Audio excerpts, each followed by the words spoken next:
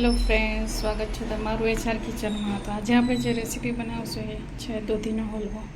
તો શિયાળાની સિઝન છે, અત્યારે શરૂ થઈ ગઈ છે. તો શિયાળાની સિઝનમાં આપણે સરસ મજાના હલવા ખાવાનું મન અચૂક થાય. તો આજની જે મારી રેસીપી છે એ દૂધીનો હલવો. તો ચાલો મિત્રો, આપણે દૂધીનો હલવો બનાવવાની શરૂઆત કરીએ.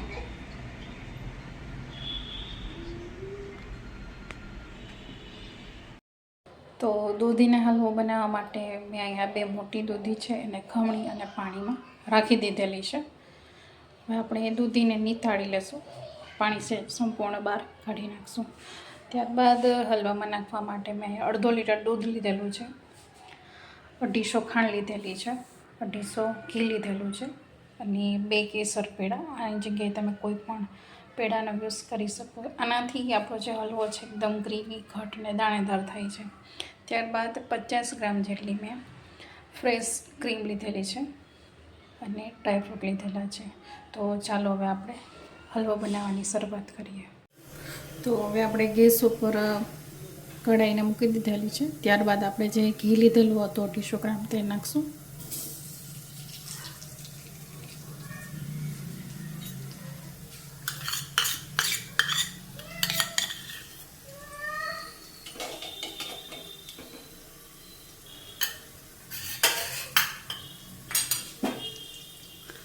ઘી છે સંપૂર્ણપણે ગરમ થઈ જાય ત્યારબાદ આપણે એમાં દૂધી છે ઉમેરશું.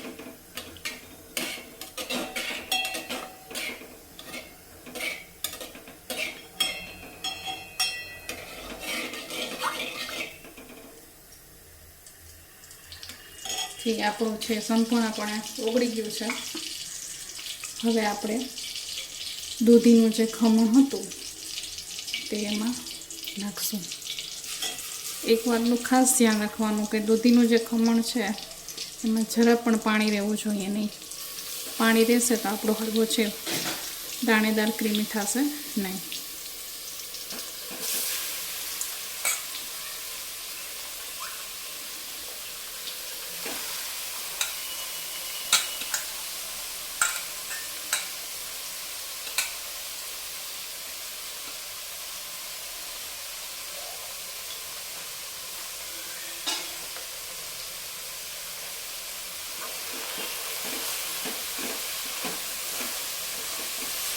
ધીમે ધીમે ચલાવતા આપણે ઘીમાં શેકી લેશું સૌપ્રથમ દૂધીના ખમણના.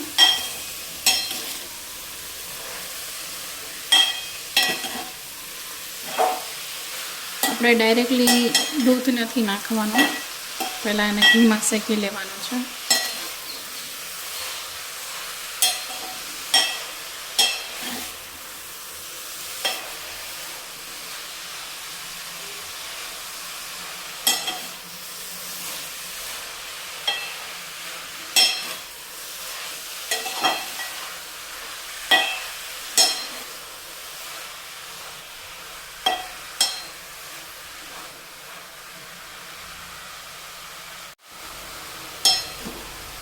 જ્યાં સુધી આપણે ઘીની દૂધીના હલવાની અંદર સરસ મજાની ઘીની સ્મેલ ના આવે ત્યાં સુધી આપણે એને શેકતા રહેવાનું છે.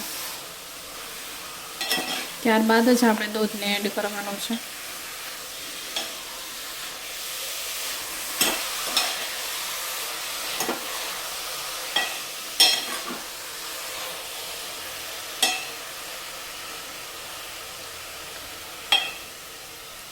બે મિનિટ આપણે એને સહેજ ગરમ થવા દેશું.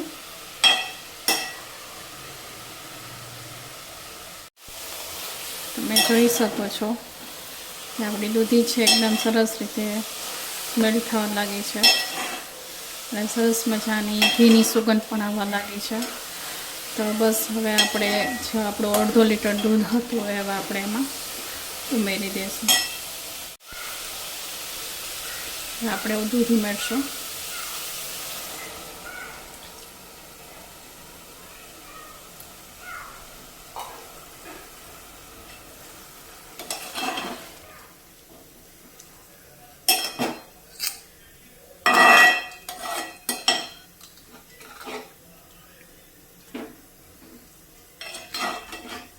મિત્રો હલવો છે બાફીને પણ થઈ શકે, પણ જે ટેસ્ટ ઓરિજિનલ આપણે આવી રીતે કઢાઈમાં કરેલો જે હલવો હોય એમાં મળે તે આપણે બાફેલા હલવામાં મળતો નથી.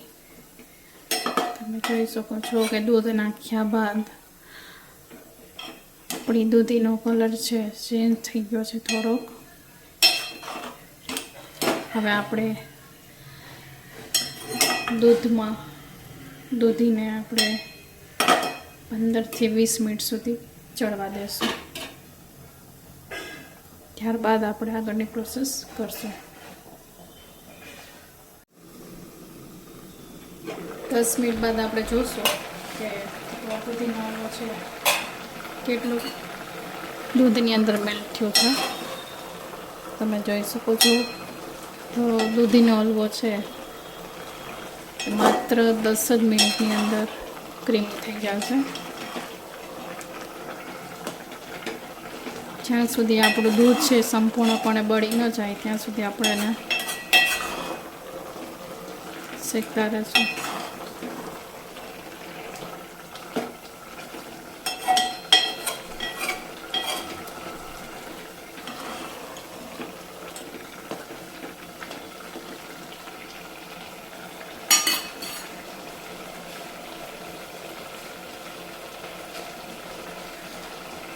અડધા જેટલું દૂધ છે આપણું બળી ગયું છે. ત્યારબાદ હવે આપણે જે ફ્રેશ ક્રીમ આપણી હતી તે આપણે એમાં એડ કરીશું, જેથી આપણો જે હલવો છે એકદમ દાણેદાર અને એકદમ સરસ મજાનો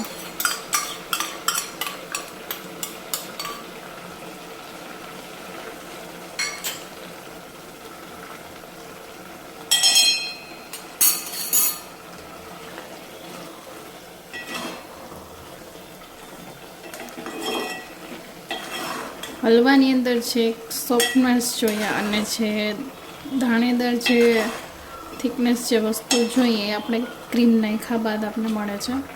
તમે જોઈ શકો છો કે આપણા જે હલવાનો કલર છે એકદમ સરસ રીતે ચેન્જ થઈ ગયો છે.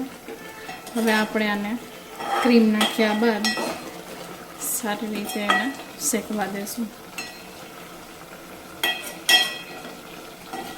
10 મિનિટ બાદ આપણે એમાં ખાંડ ઉમેરશું, જેથી કરી અને હલવાની અંદર આપણી ખાંડ છે એકદમ સેટ થઈ જાય અને એની સ્વીટનેસ છે સારી રીતે આવી જાય.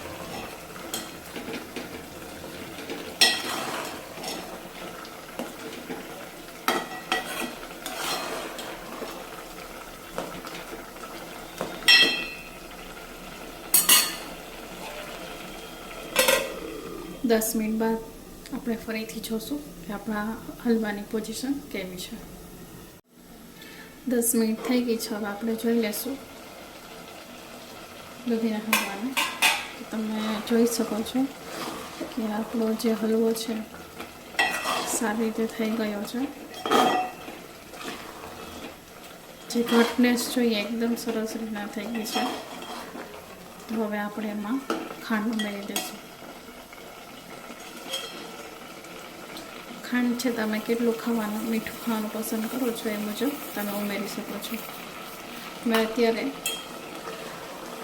થોડીક જ ખાંડ ઉમેરી છે.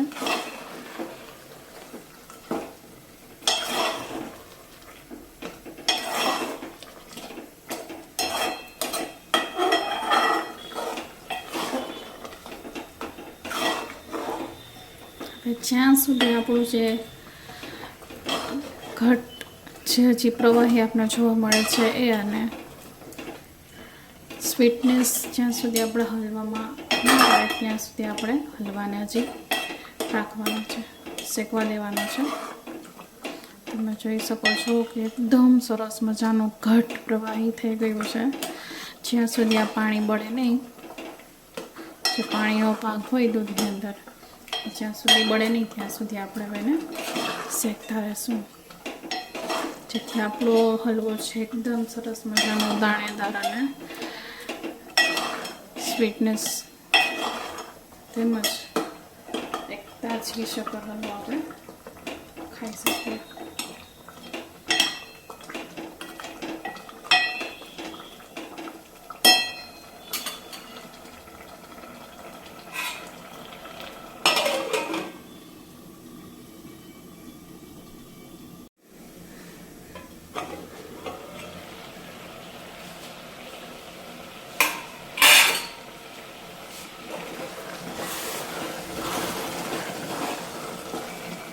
બસ હવે થોડી જ મિનિટની અંદર આપણો હલવો છે એકદમ તૈયાર થવા જઈ રહ્યો છે.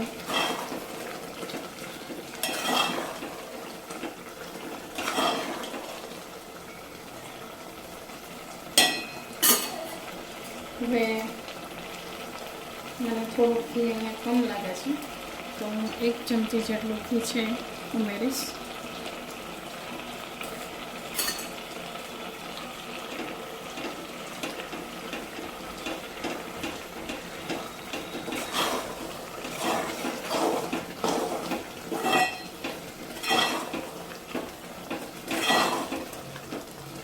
ત્યારબાદ જે માવાનું આપણે મિશ્રણ, જે કેસર પેડાનું જે આપણે મિશ્રણ લીધું હતું તે પણ એડ કરી દઈશ. તમે આની જગ્યાએ કોઈ પણ પેડાનો યુઝ કરી શકો અથવા તો માવાનો યુઝ કરી શકો.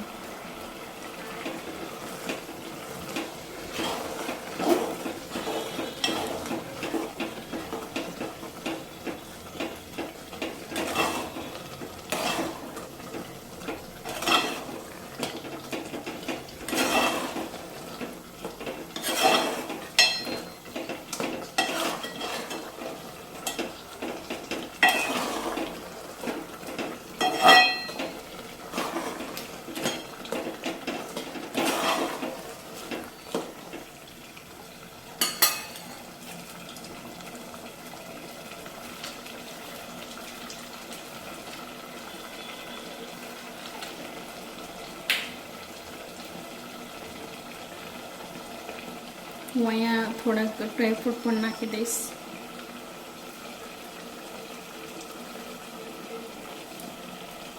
અને બાકીના જે ડ્રાયફ્રૂટ્સ છે આપણે થોડા ગાર્નિશિંગ માટે રાખશું.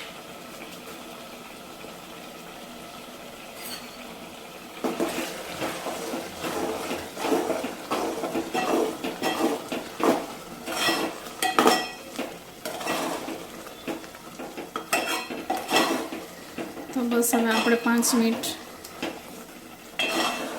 તેનાથી શેકશું.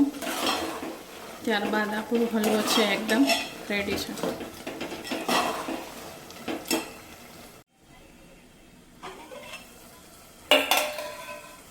તો મિત્રો તમે જોઈ શકો છો કે આપણો હલવો છે એકદમ સરસ રીતે તૈયાર થઈ ગયો છે.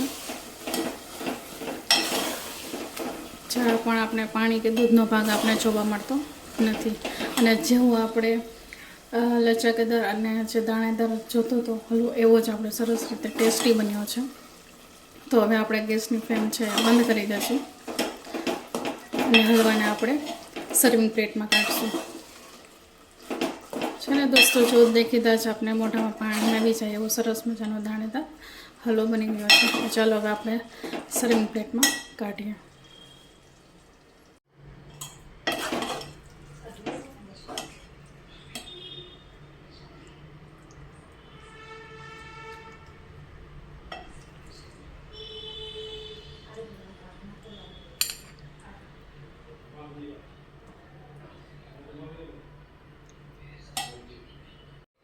ત્યારબાદ હવે આપણે ડ્રાયફ્રૂટ્સ છે ઉમેરશું.